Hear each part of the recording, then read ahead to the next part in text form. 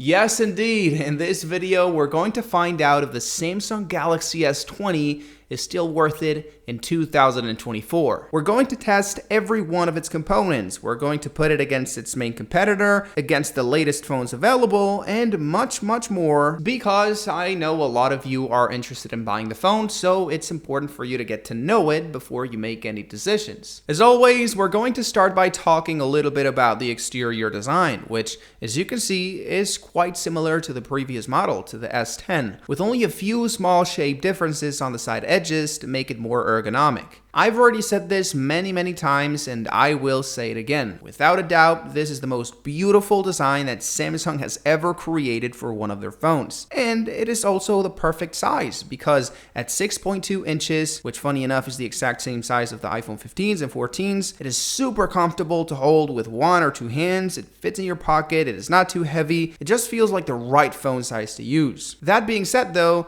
it has the old design with curved edges that, at least in my opinion, feels a little bit uncomfortable to the hand. It's kind of like the curved edges make it slip out of my hands, like there's no grip to it. Of course, this is very subjective. In fact, a lot of people say the opposite. They say that the curved edges on the old phones made them more comfortable to the hand than the newer models. But I don't know, I just can't seem to feel like the phone, when it's naked, without any case on or any accessories, it's just going to slip and it just feels dangerous to hold it. So I don't know, I much rather have like a flat edge phone like the iPhone 15s. It just feels like it's rock solid in my hand. It's not going to slip. It's like a brick. But anyways, let's move on. Let's talk about the internal components. More specifically, let's talk about the processor, which of course, being a flagship phone, is the best processor that was available 4 years ago. In this case, the Snapdragon 865. So of course, the speed and fluidity that you're going to feel when using it are going to be very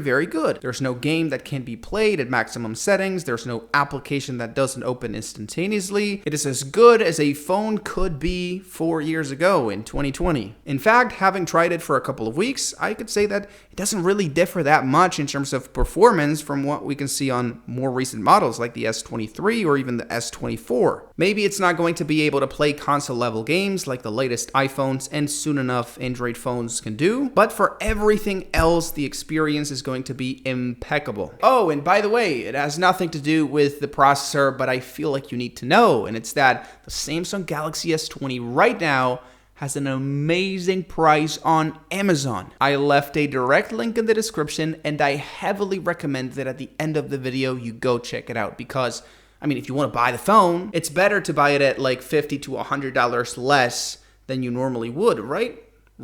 But for now, let's move on. Let's talk about the battery life, a very positive feature on this phone, since as you can see in the test, it is as good as the Galaxy S10 and the S21, which is great because those were very good phones in terms of battery capacity and durability. More specifically, it is going to give you 6 to 7 hours of use, depending on the things you do with it, which I believe is more than enough for the majority of people watching this. And unless you spend the entire day outside of the house and you spend the entire day using your phone, is going to give you an absolutely perfect experience. But hey, let's talk about the display, another very strong point on this phone, since, well, it has everything, and everything is everything. 120 Hz, a top-tier OLED display with 1300 nits of brightness, and extremely thin bezels. What's also very crazy about it is that it has a 1440p panel, as opposed to the 1080p panels on the S21, S22, and S23, which, as I said, is kind of crazy. It's a little weird, considering those phones are newer and more expensive and technically better. It's rather strange that Samsung gave the old phone more resolution than the new phones. It's kind of like the opposite of what you would expect, but I don't know. I guess if you really want a crispy display, the S20 is the phone for you. The only downside is that for some reason Samsung doesn't let you enable 1440p and high refresh rate at the same time.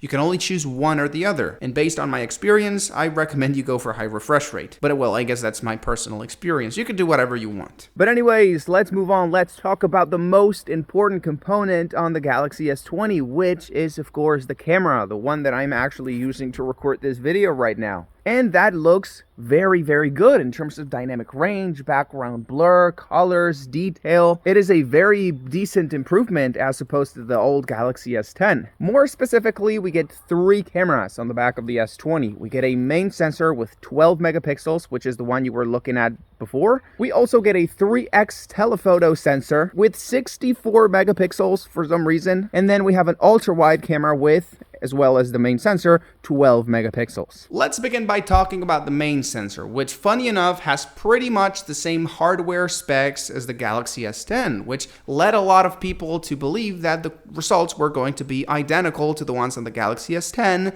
But no, the photos and videos it takes look a lot better than the ones we could get on the previous model. And this is because the processing engine dedicated to tweak the images after you've taken them is way more advanced on the S20. It's going to calibrate exposure a lot better, colors a lot better, detail, all of the variables that the phone edits after you hit the button. So results are going to be more appealing and overall better. Then we have an ultra-wide camera, which is very, very good.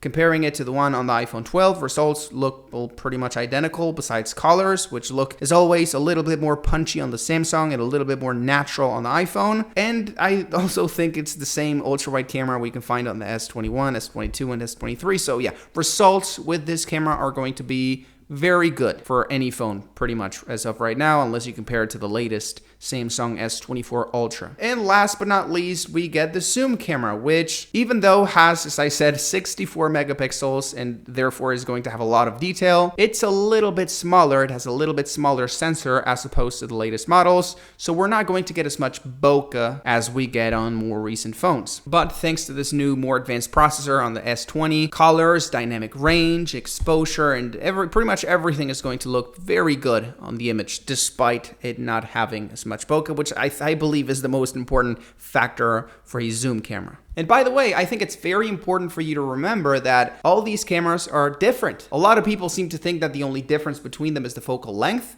but no. The sensors are different, the sizes are different, the optics are different, so results are also going to be different. And you should know because some of these cameras are better than the others, so you should use those more than the others. And of course, I couldn't forget about the selfie camera, which, as well as the other cameras, has also seen an improvement, both thanks to the new processing unit that helps make everything look better, and because it has a slightly bigger sensor as opposed to the S10. You maybe are not noticing, but I'm recording at 4K so you can see as much detail as possible, and I'm also very surprised at the active stabilization on this camera, because, I mean, most selfie cameras don't have any stabilization, so when you're recording video it looks a little shaky. Not in this case. The only gripe that I have with it is that the sensor could be a little bit bigger, you know? Everything is in focus, and that is because the sensor is small.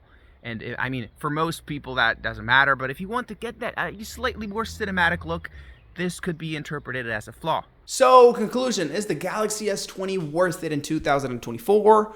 Well, I believe so. I think it is very worth it because when it comes to the feeling in your hands, it's very premium. When it comes to the performance, it is stupidly good for like it being 4 years old. The battery life is very good. The display is weirdly better than the one on the S24 that just came out. So, I mean, yeah, it is a very good phone. Quality price ratio is absurd. And if you add the discount link that I left in the description for Amazon, it's even better. So go click the link, and if you're interested, I would recommend you get it. It's an amazing deal.